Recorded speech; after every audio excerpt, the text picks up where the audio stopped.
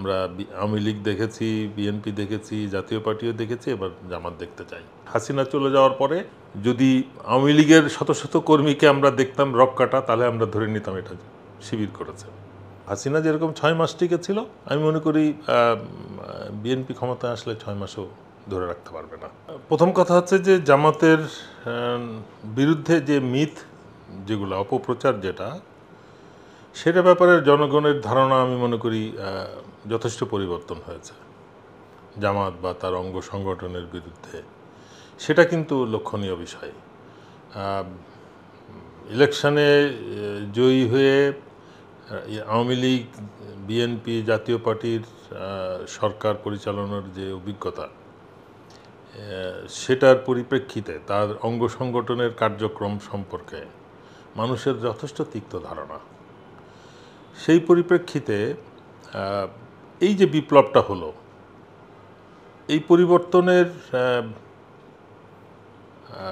গত 16 বছরের চরমভাবে অত্যাচারিত হওয়া সত্ত্বেও, তাদের শীর্ষ নেতৃবৃন্দ জুডিশিয়াল কিলিংয়ের মাধ্যমে হত্যা করার পরেও এই দলটা নিজ যোগ্যতায় এখন আমি মনে করি অত্যন্ত সংগঠিত, এবং তারা শৃঙ্খলার সাথে কিন্তু তাদের রাজনৈতিক কর্মকাণ্ড চালাচ্ছে। তাদের কোনো রকম চাঁদাবাজি, কোনো রকম দখলবাজি যেটাকে বলে, আমরা এই ধরনের কোনো কিছু দেখছি না। আমি বলতে কিন্তু আমি জনগণের পারসেপশনটা বলার চেষ্টা করছি। জনগণ কিন্তু এটা স্পষ্টভাবে খেয়াল করেছে যে আওয়ামী লীগের স্বৈরশাসন থেকে দেশ মুক্ত হয়েছে, কিন্তু আবার আর একটা স্বৈরাচার তারা দেখার আভাস পাচ্ছে। সেই জিনিসটা তাদেরকে আতঙ্ক করেই হয়তো জামাতের দিকে নজর দেওয়ার সুযোগ সৃষ্টি করছে। এবং সেই পরিপ্রেক্ষিতে আপনার বক্তব্য যেটা, যে আমরা আওয়ামী লীগ দেখেছি, বিএনপি দেখেছি, জাতীয় পার্টিও দেখেছি, এবার জামাত দেখতে চাই। এখন জামাত এখনো পর্যন্ত কি দেখাচ্ছে? তাদের ছাত্র সংগঠন, যেটার বিরুদ্ধে সবথেকে বেশি অপপ্রচার ছিল, যেটা রক কাটা, হ্যান ত্যান, এরা তাদেরকে আমরা ঠিক অপোজিট, 180 ডিগ্রি অপোজিট একটা ছাত্র সংগঠন হিসেবে দেখছি। ঢাকা ইউনিভার্সিটিতে যেটা দেখি, বা জাহাঙ্গীরনগর, যেটা যথেষ্ট আমি মনে করি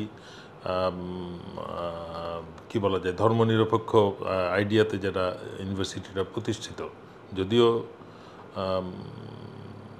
এটা হওয়া উচিত ছিল না, বাট তারা তা সত্ত্বেও জাহাঙ্গীরনগরেও কিন্তু তারা একটা যথেষ্ট ভালো রেজাল্ট করেছে। এবং তাদের কার্যক্রমটাও কিন্তু রাজনীতি যেমন হওয়া উচিত, ছাত্র সংগঠন হিসেবে ছাত্রদের যে ইউনিভার্সিটিতে কার্যকলাপ যেমন হওয়া উচিত, জামাত বা তাদের যে সংগঠনটা আছে, জোট যেটা আছে, তারা কিন্তু ওইটা অত্যন্ত সুষ্ঠু এবং সুশৃঙ্খল একটা বাহিনী হিসেবে বা দল হিসেবে নিজেদেরকে প্রতিষ্ঠা করতে পেরেছে, এবং ছাত্র কল্যাণে তারা নিয়োজিত, এটা প্রমাণ করতে পেরেছে। এটা হচ্ছে জামাতের ওই জিনিসটা এখনো পর্যন্ত কেউ দেখেনি। আমি মনে করি যে হাসিনা চলে যাওয়ার পরে যদি আওয়ামী লীগের শত শত কর্মীকে আমরা দেখতাম রক কাটা, তাহলে আমরা ধরে নিতাম এটা শিবির করেছে। বাট তেমন তো কিছু আমরা দেখলাম না, কোনো হত্যাও দেখলাম না। যারা ইদানিং যারা মারা যাচ্ছে তারা কিন্তু কেউ আওয়ামী লীগের না। ইন্টারেস্টিং। এই জিনিসটাই কিন্তু আমি মনে করছি যে মানুষের এই ধারণাটা পাল্টাতে সাহায্য করছে। দল হিসেবে জামাত ইসলামকেও যেটা দেখা যাচ্ছে, তারা তাদের যথেষ্ট সংগঠিত, কোনো রকম চাঁদাবাজি কার্যকলাপ বা এই ধরনের দখলবাজির মধ্যে তাদেরকে আমরা দেখছি না। প্লাস যেটা বাজারে প্রচার রয়েছে জনগণের মধ্যে, যে জামাত দখল করছে ইউনিভার্সিটি আর বিএনপি দখল করছে হাট, ঘাট, মাঠ, টেন্ডারবাজি করতেছে, এই জিনিসগুলো কিন্তু বাস্তবেও হচ্ছে বলেই কিন্তু মানুষ, যে পজিটিভ দখল কারা করছে, নেগেটিভ দখল কারা করছে, জি। তো এই জিনিসটাই জনগণকে বেশি আপনার ওই কথার দিকে নিয়ে যাচ্ছে, যে আমরা বিএনপি দেখেছি, আওয়ামী লীগ দেখেছি, এবার জামাতকে দেখতে চাই। বাস্তবে তো মানুষ যদি ভোট দেওয়ার সুযোগ পায়, তখনই বোঝা যাবে যে মানুষ কি চায়। আর যদি তারা ভোট না দিতে পারে আগের বা পুরনো বন্দোবস্তের মতো, তাহলে তো আমরা আবার একটা বিশৃঙ্খল সিস্টেমের মধ্যে বা স্বৈরাচার সিস্টেমের মধ্যে চলে যাব বলে মনে করছি।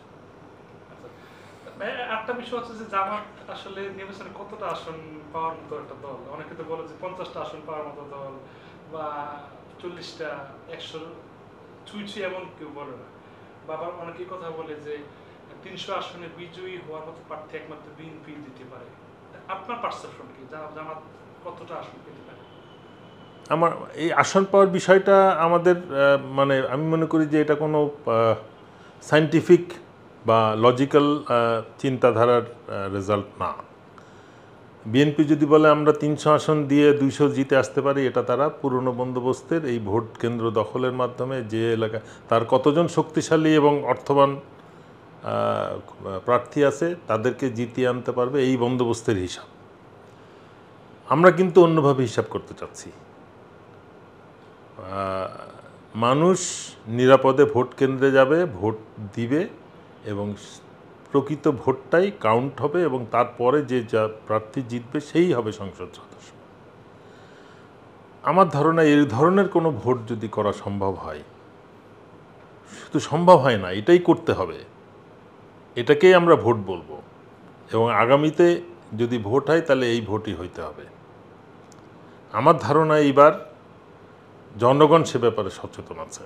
কোনো রাজনৈতিক দল যদি ধারণা করে থাকে যে তারা ভোট কেন্দ্র দখল করে ভোট কেটে বেরিয়ে আসবে, আমার ধারণা যে জনগণ ভোট কেন্দ্র পাহারা দিয়ে তাদের নিজস্ব বন্দোবস্তের ডিজিটাল সিস্টেমে মনিটরিং করেই তারা সঠিক ভোট নিশ্চিত করবে, যেভাবে ইউনিভার্সিটিগুলোতে করা হলো।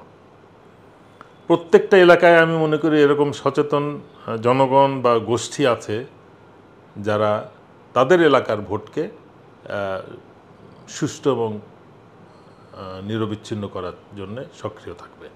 সেই রেজাল্টটা আমাদের সবাইকে অবাক করতে পারে, যেভাবে ইউনিভার্সিটিতে করেছে। তো সুতরাং ওই 40টা আসন আমি মনে করি এটা খুবই ম্যাচিওর একটা ক্যালকুলেশন। কিন্তু জামাত এবং বিএনপির মধ্যে যে একটা দ্বন্দ্ব আমরা প্রায় দেখি, সম্প্রতি একটা সাক্ষাৎকারকে ঘিরে অনেক জল্পনা কল্পনা প্রস্ফুটিত হয়েছে। এই সময় একটা পর্যায়ে এসে মির্জা ফখরুল ইসলাম আলমগীর তিনি বলেছেন এই সাক্ষাৎকার নাকি তিনি দেননি। তাহলে আপনি কি বলবেন? মানে দ্বন্দ্ব একদিকে হচ্ছে, দ্বন্দ্ব হওয়ার পরে আবার বলা হচ্ছে আরেকটা, এই বিষয়ে আপনি? এখানে প্রাথমিক যে আমরা পার্থক্যটা দেখছি, একটা দল একটা অপশক্তির উপর নির্ভর করে ক্ষমতা আসতে চাচ্ছে।